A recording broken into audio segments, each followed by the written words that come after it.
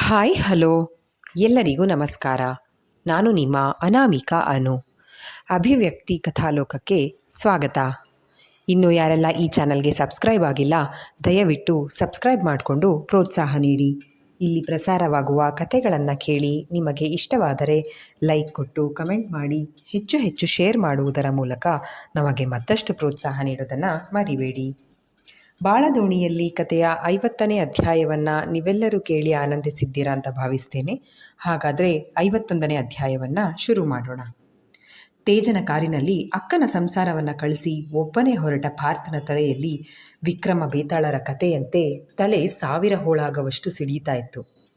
ತಿಳಿದ ಸತ್ಯಗಳು ಭಾರೀ ಹೆಬ್ಬಂಡೆಗಳೆರಡು ಪರಸ್ಪರ ಡಿಕ್ಕಿ ಹೊಡೆದು ಸಿಡಿದು 1000 ಹೋಳಾದಷ್ಟು ಹೃದಯದಲ್ಲಿ ನೋವು.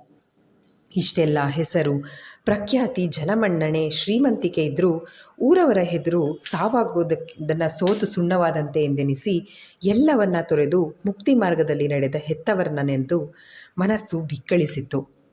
ವಿಷದ ಪರಿಣಾಮ ಯಾವಾಗ ಜಾಸ್ತಿ ಆಯಿತೋ, ಸಾಯುವಾಗ ಅದೆಷ್ಟು ನೋವಾಯಿತೋ, ಎಲ್ಲಿ ಪ್ರಾಣ ಹೋಯ್ತೋ, ಯಾರಂತ್ಯ ಸಂಸ್ಕಾರ ಮಾಡಿದ್ರೋ, ಅನಾಥ ಹೆಣ ಅಂದ್ಕೊಂಡು ಕಾಶಿಲಿ ಹಾಗೆ ಗಂಗೆಗೆ ಎಸ್ದುಬಿಟ್ರಾ?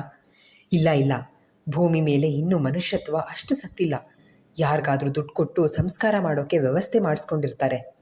ಪೇಪರ್ನಲ್ಲಿ ಯಾವಾಗಲೂ ಒಮ್ಮೆ ಓದಿದ್ದೆ, ಯಾವುದೋ ಒಂದು ದೇಶದಲ್ಲಿ ಮನುಷ್ಯ ಬದುಕಿರುವಾಗಲೇ ಕಫಿನ್ ಬಾಕ್ಸ್ನ ತಮಗೆ ಹೇಗೆ ಯಾವ ಡಿಸೈನ್ ಬೇಕೋ ಹಾಗೆ ಮಾಡಿಸಿ ಇಟ್ಕೊಂಡಿರ್ತಾರೆ ಅಂತ. ಆದರೆ ನನ್ನ ಮನೆಯಲ್ಲೇ ಹಾಗಾಯ್ತಲ್ಲ. ಮುಂದೇನು? ಸಿಂಹಾಚಲ ಅನ್ನೋ ಮಾಂತ್ರಿಕ ಮಂತ್ರವಾದಿನ ಹಲ್ಲು ಕಿತ್ತ ಹಾವಿನ ಹಾಗೆ ಮಾಡಿದ್ದಾಯಿತು. ಗ್ರಾಮದ ಮುಖ್ಯಸ್ಥರನ್ನು ದೇವಸ್ಥಾನದ ವಿಷಯ ಮಾತಾಡೋಕ್ಕೆ ಅಂತ ಪಂಚಾಯಿತೀಕರಿಸಿ ಒಂದು ಒಳ್ಳೆ ದಿನ ನೋಡಿ ತಳಬದಿಯಲ್ಲಿರುವ ಅಮ್ಮನವರ ಒಡವೆ ತೆಗೆಯೋದ ಒಮ್ಮೆ. ಅಮ್ಮನವರ ಹತ್ರ ಒಂದು ಮಾತು ಕೇಳೋಣ, ಆಮೇಲೆ ನಿರ್ಧಾರ ಮಾಡೋಣ. ದೇವಸ್ಥಾನದ ವಿಷಯ ಏನೋ ಅಮ್ಮನವರ ಹತ್ರ ಕೇಳಿ ಗ್ರಾಮಸ್ಥರ ಜೊತೆ ಚರ್ಚಿಸಿ ನಿರ್ಧಾರ ಮಾಡ್ತೀನಿ. ಆದರೆ ಮನೆ ವಿಷಯ ಯಾರ ಹತ್ರ ಮಾತಾಡಲಿ? ಅಕ್ಕ ಎತ್ತ ತಾಯಿ ಇಲ್ಲವೆಂಬ ಕೊರತೆ ಬಾರದಂತೆ ಸಾಕಿದ್ಲು. ಅವಳು ಸಿಂಹಾಚಲನ ಸಹವಾಸ ಮಾಡಿದ್ದಕ್ಕೆ ಇಷ್ಟೆಲ್ಲ ಆಯಿತು ಅನ್ನೋದಾ? ಅಜ್ಜಯ್ಯ ಹೇಳಿದ ಮೇಲೆ ಅಷ್ಟು ವರ್ಷ ಯಾವುದಕ್ಕೂ ಕೊರತೆ ಇಲ್ಲದಂತೆ ಸುಖದ ಜೀವನ ಸಾಗಿಸಿದವಳು ಎಲ್ಲ ಇದ್ದು ಏನೂ ಇಲ್ಲದವಳಂತೆ ಅಲ್ಲೆಲ್ಲೋ ಅನಾಮಧೇಯಳಾಗಿ ಜೀವನ ಮಾಡಿದ್ಲು, ಕಷ್ಟಪಟ್ಲು. ಯಾರಿಗೋಸ್ಕರ? ನನಗೋಸ್ಕರ. ಅಕ್ಕ ಅವತ್ತು ದುಡುಕಿದ್ಲು ಅನ್ನೋದಾ? ಕೋಪದ ಕೈಗೆ ಬುದ್ಧಿ ಕೊಟ್ಲು ಅನ್ನೋದಾ? ದಡ್ಡಿ ಅನ್ನೋದಾ? ತನ್ನವರ ಮೇಲೆ ತೀರದ ದ್ವೇಷ, ಸೇಡು, ಹಠ ಅನ್ನೋದಾ? ಇಲ್ಲ, ಇದ್ಯಾವುದೂ ಅಲ್ಲ.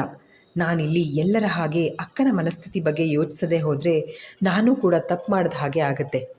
ಅಜ್ಜಯ್ಯ ದುಡುಕಿದ್ರಾ?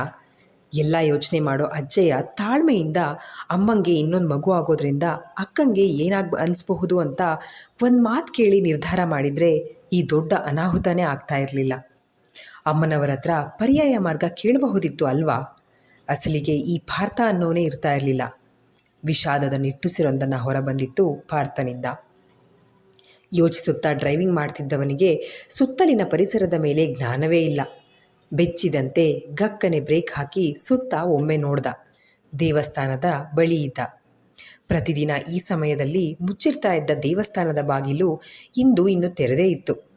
ಸುತ್ತಲಿನ ಪರಿಸರವನ್ನೊಮ್ಮೆ ನೋಡಿದ. ಎಂದಿಗಿಂತ ಇಂದು ವಿಶೇಷ ಎನ್ನೋ ಹಾಗೆ ಗಾಳಿಯ ಜೊತೆ ಹೂವಿನ ಸುವಾಸನೆ ಬೆರೆತಿತ್ತು. ಈಗಂತೂ ದೇವಸ್ಥಾನದ ಒಳಗೆ ಹಚ್ಚಿದ ಅಗರಬತ್ತಿ, ಕರ್ಪೂರ ಘಮವೂ ಸೇರಿ ದೈವಿಕ ಭಾವ ನೀಡ್ತಾ ಇತ್ತು.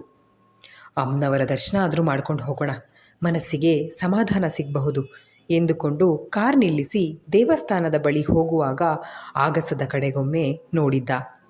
ಸೋಜಿಗವೆಂಬಂತೆ ಪಡುವಣದಲ್ಲಿ ಸೂರ್ಯ ಇಂದು ನಿಧಾನವಾಗಿ ಅಸ್ತಮಿಸುತ್ತಿರುತ್ತವಂತೆ ಭಾಸವಾಯಿತು. ಕಂಸನ ಶಿಕ್ಷೆಯಿಂದ ಬಲರಾಮನನ್ನು ರಕ್ಷಿಸಲು ಕತ್ತಲು ಸರಿದು ಬೆಳಕು ಹರಿಯದಂತೆ ಕಾಲವನ್ನು ಹಿಡಿದಿಡಲು ಚಂದ್ರನನ್ನು ತನ್ನ ದೃಷ್ಟಿಯಿಂದ ಬಂಧಿಸಿದ್ದ ಶ್ರೀಕೃಷ್ಣ ಪರಮಾತ್ಮನ ಬಾಲಲೀಲೆ ನೆನಪಾಗಿತ್ತು. ಯಾಕರ್ಚಕರೇ ಇನ್ನೂ ಬಾಗ್ಲಾಕಿಲ್ಲ? ಇನ್ನು ಅಮ್ಮನವರಿಗೆ ಸಂಗೀತ ಆರತಿ ಮಾಡುತ್ತಿದ್ದ ಅರ್ಚಕರನ್ನು ಕೇಳಿದ ಪಾರ್ಥ. ಯಾಕೋ ಗೊತ್ತಿಲ್ಲ ಆಚಾರ್ಯೆ, ಇವತ್ತು ಅಮ್ಮನವರನ್ನು ಬಿಟ್ಟು ಹೋಗೋದಕ್ಕೆ ಮನಸ್ಸಾಗ್ತಾ ಇಲ್ಲ. ಎಷ್ಟು ನೋಡಿದ್ರೂ ನೋಡಬೇಕು ಅನ್ನಿಸ್ತಿದೆ. ಹೋಗೋಣ ಅಂತ ಬೀಗ ಹಾಕ್ಕೊಂಡು ಹೋಗಿದ್ದೆ, ಆದರೆ ಮನೆಗೆ ಹೋಗೋಕ್ಕೆ ಮನಸ್ಸೇ ಆಗಲಿಲ್ಲ. ಮತ್ತೆ ಬಂದುಬಿಟ್ಟೆ. ಇದೊಂದೇ ಕೊನೆ ಅಂದ್ಕೊಂಡು ಶುರು ಮಾಡಿದ ಭಕ್ತಿಗೀತೆ ಮುಗಿದ ಕೂಡಲೇ ಮತ್ತೊಂದು ಶುರು ಮಾಡ್ತೀನಿ, ಕೀಲಿ ಕೊಟ್ಟ ಗೊಂಬೆಯಂತೆ ಯಾಂತ್ರಿಕವಾಗಿ ಎಂದರು ಅರ್ಚಕರು. ಬಹುಶಃ ಸಿಂಹಾಚಲನ ನಾಶ ಆಯ್ತಲ್ಲ, ಅದಕ್ಕೆ ಅಮ್ಮನವರು ಸಂತೃಪ್ತಿಯಾಗಿರಬೇಕು. ಎಂದುಕೊಂಡು ಭಕ್ತಿಯಿಂದ ಕೈ ಮುಗಿದು ದೀರ್ಘದಂಡ ನಮಸ್ಕಾರ ಮಾಡಿ, ಇವತ್ತೇನೋ ಒಂಥರ ವಿಶೇಷ ಅನ್ನಿಸ್ತಿದೆ ಅಲ್ವಾ? ಗಾಳಿಯಲ್ಲಿ ಹೂವಿನ ಸುವಾಸನೆ, ಆಶ್ಚರ್ಯ ಅನ್ನೋ ಹಾಗೆ ಸೂರ್ಯ ಇನ್ನೂ ಮುಳುಗೇ ಇಲ್ಲ ಇವತ್ತು.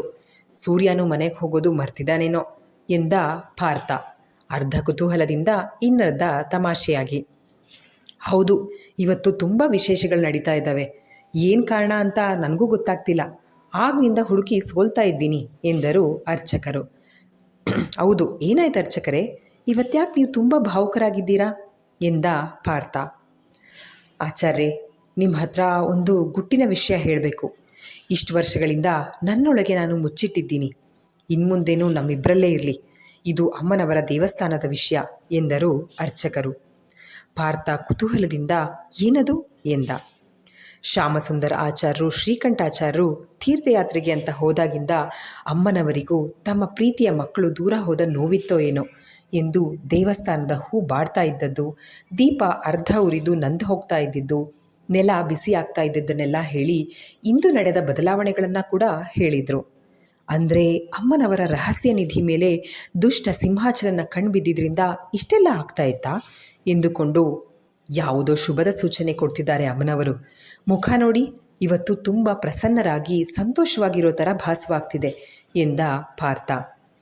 ಹೌದು ಆಚಾರ್ಯೆ, ಎಷ್ಟು ನೋಡಿದ್ರೂ ಮತ್ತೆ ಮತ್ತೆ ನೋಡಬೇಕು ಅನ್ನಿಸ್ತಿದೆ ನನಗಂತೂ ಎಂದರು ಅರ್ಚಕರು. ಎಷ್ಟೊತ್ತು ಅಂತ ಇರ್ತೀರಾ, ಮನೆಗೆ ಹೋಗಲ್ವಾ ಎಂದು ಪಾರ್ಥ ಕೇಳಿದಾಗ, ಇಲ್ಲ ಆಚಾರ್ಯೆ, ಇವತ್ತ್ಯಾಕೋ ಗರ್ಭಗುಡಿ ಬಾಗಿಲು ಹಾಕೋದಕ್ಕೆ ಮನಸ್ಸಾಗ್ತಾ ಇಲ್ಲ. ಅಮ್ಮನವರು ಯಾವುದೋ ಲೋಕ ಕಲ್ಯಾಣ ಕಾರ್ಯದಲ್ಲಿ ಇರಬೇಕು ಅನಿಸುತ್ತೆ ಎಂದರು ಅರ್ಚಕರು. ನಾನು ಕೂತ್ಕೋತೀನಿ ನಿಮ್ಮ ಜೊತೆ ಎನ್ನುತ್ತಾ ಪಾರ್ಥ ಸರಿಯಾಗಿ ಚಕ್ಕಳ ಮಕ್ಕಳ ಹಾಕಿ ಕೂರ್ತಾ ಹೇಳಿದ್ದ. ಮನೇಲಿ ಅಮ್ಮೋರು ಕಾಯ್ತಿರ್ತಾರೆ, ನೀವು ಹೋಗಿ ಪರವಾಗಿಲ್ಲ ಎಂದರು ಅರ್ಚಕರು. ಗಾಯನ ಗಾಬರಿ ಆಗ್ತಾರೆ, ಹೋಗೋದು ಲೇಟಾದರೆ ಒಂದು ಫೋನ್ ಮಾಡಿ ಹೇಳ್ತೀನಿ ಎಂದು ಗಾಯನಾಳಿಗೆ ದೇವಸ್ಥಾನದಲ್ಲಿದ್ದೀನಿ ಬರ್ತೀನಿ ಎಂದು ಮೆಸೇಜ್ ಕಳಿಸಿ ಕುಳಿತ ಅರ್ಚಕರ ಜೊತೆ ತಾನೂ ಕೂಡ ಭಕ್ತಿಗೀತೆ ಹಾಡ್ತಾ. ಇಬ್ಬರು ಸೇರಿ 3-4 ಭಕ್ತಿಗೀತೆ ಹಾಡಿದರು. ದೇವಸ್ಥಾನದ ಮುಂದೆ ಯಾವುದೋ ಮತ್ತೊಂದು ಕಾರು ಬಂದು ನಿಂತಿತ್ತು. ಅರ್ಚಕರಿಗೆ ಗರ್ಭಗುಡಿಯ ಬಾಗಿಲು ಅಡ್ಡವಾಗಿತ್ತು. ಕತ್ತು ಹೊರಳಿಸಿ ನೋಡಿ, ಅರ್ಚಕರೇ, ಯಾರೋ ಭಕ್ತರು ಬರ್ತಿದ್ದಾರೆ, ಯಾರದು ಇಷ್ಟೊತ್ತಿನಲ್ಲಿ ಬರ್ತಿರೋದು ಎಂದ. ಆಗಲೇ ಗಂಟೆ ರಾತ್ರಿ 9 ಆಗಿದ್ದರಿಂದ ಈ ಸಮಯದಲ್ಲಿ ಭಕ್ತರು ಯಾರೂ ಬರೋದಿಲ್ವಲ್ಲ ಅಂದ್ಕೊಂಡು ಮುಖ ನೋಡಿದರೆ ಶತಾಯುಷಿಗಳಂತೆ ಕಾಣ್ತಾ ಇದ್ದ ವಯಸ್ಸಾದ ಕೂದಲು ನೆರೆತ ವೃದ್ಧರು. ಬೆನ್ನು ಕೊಂಚ ಬಾಗಿತ್ತು. ಉದ್ದಕ್ಕೆ ಇಳಿಬಿಟ್ಟ ರೇಷ್ಮೆಯಂಥ ಗಡ್ಡ, ಹಸಿರು ಬಣ್ಣದ ಜರಿ ಅಂಚಿರುವ ಪಂಚೆ, ಬಿಳಿ ಬಣ್ಣದ ಜುಬ್ಬ, ಮೇಲೊಂದು ಉತ್ತರೀಯ ಒದ್ದಿದ್ರು. ಆಸರೆಗೆ ಕೈನಲ್ಲಿ ಊರ್ಗೋಲಿತ್ತು. ಪಾರ್ಥನ ಮನಸ್ಸಿನಲ್ಲಿ ಕೋಲಾಹಲ ಎದ್ದಿದ್ದರಿಂದ ಬಂದವರ ಕಡೆ ಅಷ್ಟು ಆಸಕ್ತಿ ತೋರದೆ ಮತ್ತೆ ಅಮ್ಮನವರನ್ನು ನೋಡ್ತಾ ಕುಳಿತ. ಯಾರೋ ಪಾಪ ಪರಸ್ಥಳದವರಿರಬೇಕು, ದೂರದಿಂದ ಹೊರಟಿದ್ದಾರೆ, ಬರೋದು ಲೇಟಾಗಿದೆ ಅನಿಸುತ್ತೆ, ಉಳ್ಕೊಳ್ಳೋಕ್ಕೆ ಊಟಕ್ಕೆ ವ್ಯವಸ್ಥೆ ಮಾಡಬೇಕು ಎಂದು ಅರ್ಚಕರು ಹೇಳಿದ್ರೆ, ಮನೆಗೆ ಹೋದರೆ ಪರಿಸ್ಥಿತಿ ಹೇಗಿರುತ್ತೋ, ಈ ಸಮಯದಲ್ಲಿ ಇವ್ರನ್ನ ಹೇಗೆ ಅಲ್ಲಿ ಕರ್ಕೊಂಡು ಹೋಗೋದು ಎಂದುಕೊಂಡು, ನಿಮ್ಮ ಮನೆಗೆ ಕರ್ಕೊಂಡು ಹೋಗಿ ಅಕ್ಕಿ ಬೇಳೆ ಪಡಿ ಎಲ್ಲ ಕಳಿಸ್ತೀನಿ ಎಂದ ಪಾರ್ಥ. ಇರಿ ನೋಡ್ತೀನಿ, ಇಷ್ಟೊತ್ತಿನಲ್ಲಿ ಬಂದಿದ್ದಾರೆ ಅಂದರೆ ಯಾವಾಗಲೂ ಬರೋ ಭಕ್ತರೇ ಇರಬೇಕು, ಗೊತ್ತಿರೋರ ನಾನು ನೋಡ್ತೀನಿ ಅಂತ ಗರ್ಭಗುಡಿಯಿಂದ ಹೊರಗೆ ಬರುವುದಕ್ಕೂ ಬಂದವರು ಒಳಗಡೆ ಬರೋದಕ್ಕೂ ಸಮವಾಗಿತ್ತು. ಅರ್ಚಕರಿಗೆ ತಕ್ಷಣವೇ ಗುರುತು ಹತ್ತದಿದ್ರೂ ಬೇಗ ಗುರುತು ಸಿಕ್ಕಿತ್ತು. ಆದರೆ ನಂಬಲ ಸಾಧ್ಯವಾದ ಸಂಗತಿ. ಬೆರಗುಗಣ್ಣುಗಳಿಂದ ನೋಡ್ತಾ ಇರಲು, ವೆಂಕಟೇಶ ಶಾಸ್ತ್ರಿ ಎಂದರು ವೃದ್ಧರ ಜೊತೆಯಲ್ಲಿದ್ದ 65ರ ಆಸುಪಾಸಿನ ವ್ಯಕ್ತಿ. ಅರ್ಚಕರು ಆನಂದ ಬಾಷ್ಪ ಕಣ್ತುಂಬಿಕೊಂಡು ಅವರ ಮುಂದೆ ಮಂಡಿಯೂರಿ ಕುಳಿತು ಕೈ ಮುಗಿದುಕೊಂಡು ಆದ ಭಾವುಕತೆಗೆ ಮಾತೇ ಹೊರಬರ್ತಿಲ್ಲ. ಪ್ರಯಾಸಪಟ್ಟು, ನೀವೇನಾ, ನಿಜವಾಗ್ಲೂ ನಾನು ನೋಡ್ತಾ ಇರೋದು ನಿಜಾನಾ ಎಂದರು ಅರ್ಚಕರು.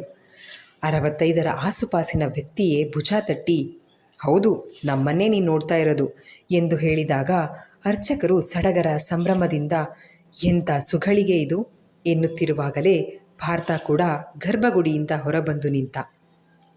ಒಬ್ಬರ ಮುಖವನ್ನು ಮತ್ತೊಬ್ಬರು ನೋಡುತ್ತಿರುವಾಗ, ನೀವು ಬರ್ತೀರಾ ಅಂತಾನೆ ಅಮ್ಮನವರು ದೇವಸ್ಥಾನದ ಬಾಗಿಲು ಹಾಕೋಕೆ ಬಿಡದೆ ಕಾಯ್ತಾ ಇದ್ಲಾ, ನನಗೆ ಕೈಕಾಲೇ ಆಡ್ತಿಲ್ಲ ಎನ್ನುತ್ತಾ ನೆನಪಾದವರಂತೆ ಪಾರ್ಥನ ಕಡೆ ತಿರುಗಿ, ಆಚಾರ್ಯೆ, ಇವರು ಯಾರಂತ ನಿಮಗೆ ಗುರುತು ಸಿಗ್ಲಿಲ್ವಾ?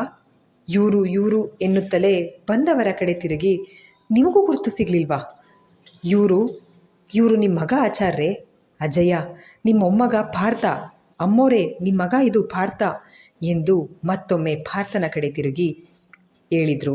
ಪಾರ್ಥ ತಾನು ಕೇಳಿಸ್ಕೊಂಡಿದ್ದು ಕನಸೋ ನನಸೋ ಎನ್ನುವಂತೆ ನೋಡ್ತಾ ಇದ್ದರೆ, ಆಚಾರ್ಯರೇ, ಇದು ನಿಮ್ಮಪ್ಪಯ್ಯ, ಅಜ್ಜಯ್ಯ, ಅಮ್ಮ ಶ್ಯಾಮಸುಂದರ ಆಚಾರ್ಯರು, ಶ್ರೀಕಂಠಾಚಾರ್ಯರು, ಭಾಗೀರಥಮ್ಮನವರು.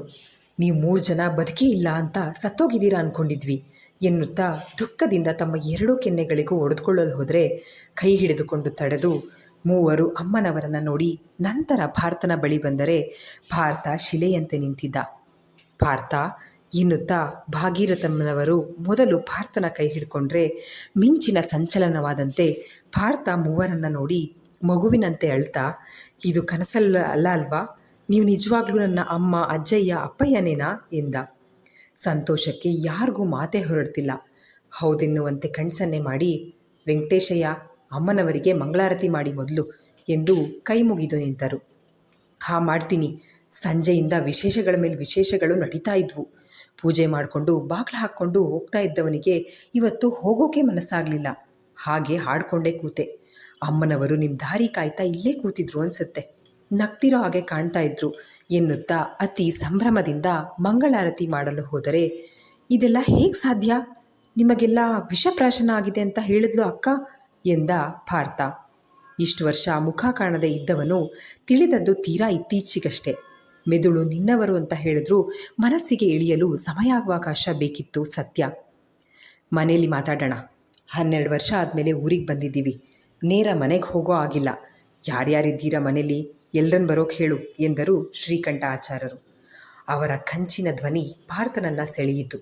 ಇವರು ನನ್ನಪ್ಪ, ಅಮ್ಮ, ಅಜ್ಜಯ್ಯ ಎಂದುಕೊಂಡು ಮನೆಯಲ್ಲಿ ಅಕ್ಕ, ಭಾವ, ಅಕ್ಕನ ಮಗಳು ಸ್ವರ್ಣ, ಗಾಯನ, ತೇಜ ಇದ್ದಾರೆ ಅಂದ. ಅರ್ಚಕರು ಮಂಗಳಾರತಿ ತಟ್ಟೆ ತಂದಿದ್ರು. ಅಮ್ಮ, ನಿನ್ನ ಆಜ್ಞೆಯಂತೆ 24 ವರ್ಷ ವನವಾಸ ಮಾಡ್ಕೊಂಡು ಬಂದಿದ್ದೀವಿ. ಸಕಲರನ್ನೂ ಸಲಹು. ನಿನ್ನ ಸೇವೆ ಮಾಡೋ ಅದೃಷ್ಟನ ಮತ್ತೊಮ್ಮೆ ಕೊಟ್ಟಿದ್ದಕ್ಕೆ ಕೋಟಿ ಕೋಟಿ ಧನ್ಯವಾದಗಳು. ಮೂವರು ಮನಸ್ಸಿನಲ್ಲಿ ಒಂದೇ ರೀತಿ ಬೇಡ್ಕೊಂಡಿದ್ರು. ನಿನ್ನ ಲೀಲೆಗಳ ಬಗ್ಗೆ ಈಗೀಗ ತಿಳ್ಕೊಂಡಿದ್ದೆ ನಾನು. ಆದರೆ ಇಹಲೋಕ ತ್ಯಜಿಸಿದ್ದಾರೆ ಅಂದ್ಕೊಂಡಿದ್ದವರನ್ನು ಮತ್ತೆ ಕರೆತಂದಿದ್ದೀಯಾ. ಯಾರಿಲ್ಲ ಅನ್ನೋ ಕೊರಗಿತ್ತೋ ಎಲ್ಲರನ್ನೂ ಕೊಟ್ಟೆ.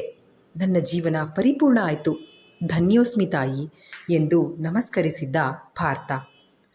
ಅಜ್ಜಯ್ಯ, ಊರಿನ ಮುಖ್ಯಸ್ಥರನ್ನೆಲ್ಲ ಬರೋಕೆ ಹೇಳಲಾ, ನೀವು ಬಂದಿದ್ದೀರಾ ಅಂತ ಎಂದರು ಅರ್ಚಕರು. ಬೇಡ, ಮೊದಲು ಮನೆಗೆ ಹೋಗಬೇಕು. ನಾಳೆ ಎಲ್ಲರನ್ನೂ ಭೇಟಿ ಮಾಡ್ತೀವಿ ಎಂದರು ಅಜ್ಜಯ್ಯ. ಪಾರ್ಥ ತೇಜನಿಗೆ ಕಾಲ್ ಮಾಡಿ ಸಂತೋಷದಿಂದ, ಯಾಕೆ ಏನು ಕೇಳಬೇಡ, ಎಲ್ಲರನ್ನೂ ಕರ್ಕೊಂಡು ಬೇಗ ದೇವಸ್ಥಾನದ ಹತ್ರ ಬಾ ಎಂದು ಫೋನಿಟ್ಟ. ಹೆತ್ತವರನ್ನು ಎಷ್ಟು ನೋಡಿದರೂ ಸಾಲದು ಅವನಿಗೆ. ಉಳಿದವರ ಸ್ಥಿತಿಯೂ ಹಾಗೆ. ಪಾರ್ಥನ ಮೈದಡುತ್ತಾ ಕಣ್ತುಂಬಿಕೊಂಡ್ರು. ಎಳೆ ಮಗು ಪ್ರಮಿಳಾ ಮಡಿಲೆಗಾಕಿ ಬಿಟ್ಟು ಹೊರಡೋ ವೇಳೆ ಹೆತ್ತ ಕರುಳು ಅದೆಷ್ಟು ಸಂಕಟಪಟ್ಟಿತ್ತೋ.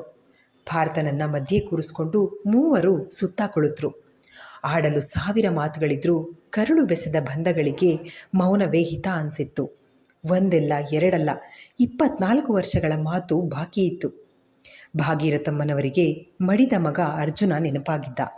ತಮ್ಮದೇ ಹೋಲಿಕೆ ಹೊತ್ತು ನಿಂತಿದ್ದ ಪಾರ್ಥನನ್ನು ಆಚಾರ್ಯರಿಗೆ ಎಷ್ಟು ಸಲ ನೋಡಿದ್ರೂ ಸಾಲದು. ಅಜ್ಜಯ್ಯನಿಗೆ ತಮ್ಮ ಜೀವಮಾನದ ಪೂಜೆಯ ಫಲವಾಗಿ ಅಮ್ಮನವರಿಂದ ಬೇಡಿ ಪಡೆದ ವಂಶದ ಸಸಿಯೊಂದು ಹೆಮ್ಮರವಾಗಿ ಬೆಳೆದ ಸಂತೋಷ. ಇತ್ತ ತೇಜ, ಪಾರ್ಥ ಫೋನ್ ಮಾಡಿದ್ದ, ದೇವಸ್ಥಾನದ ಹತ್ರ ಬರೋದಕ್ಕೆ ಹೇಳಿದ್ದಾನೆ ಈಗಿಂದೀಗಲೇ ಅಂತ ಮನೆಯಲ್ಲಿ ಹೇಳ್ದ. ಹೇಗೆ ಮಾತಾಡ್ದ? ಆತಂಕದಿಂದಲೇ ಕೇಳಿದ್ರು ಪ್ರಮಿಳಾ. ತುಂಬ ಖುಷಿಯಾಗಿದ್ದ ಆಂಟಿ. ಹತ್ತಿ, ಕಾರು, ಹೊರಡೋಣ ಎಲ್ಲರೂ ಅಂತ ಅವಸರಿಸಿ 10 ನಿಮಿಷದಲ್ಲಿ ಎಲ್ಲರನ್ನೂ ದೇವಸ್ಥಾನದ ಬಳಿಗೆ ಕರ್ಕೊಂಡು ಬಂದಿದ್ದ ತೇಜ. ಇಲ್ಲಿಗೆ ಈ ಸಂಚಿಕೆ ಮುಕ್ತಾಯವಾಯಿತು. ಈ ಸಂಚಿಕೆ ನಿಮ್ಮೆಲ್ಲರಿಗೂ ಇಷ್ಟವಾಗಿದೆ ಅಂತ ಭಾವಿಸ್ತೇನೆ. ದಯವಿಟ್ಟು ನಿಮ್ಮ ಅನಿಸಿಕೆ ಅಭಿಪ್ರಾಯಗಳನ್ನು ಕಮೆಂಟ್ ಸೆಕ್ಷನ್ನಲ್ಲಿ ಹಂಚ್ಕೊಳ್ಳೋದನ್ನು ಮರಿಬೇಡಿ. ಧನ್ಯವಾದಗಳು.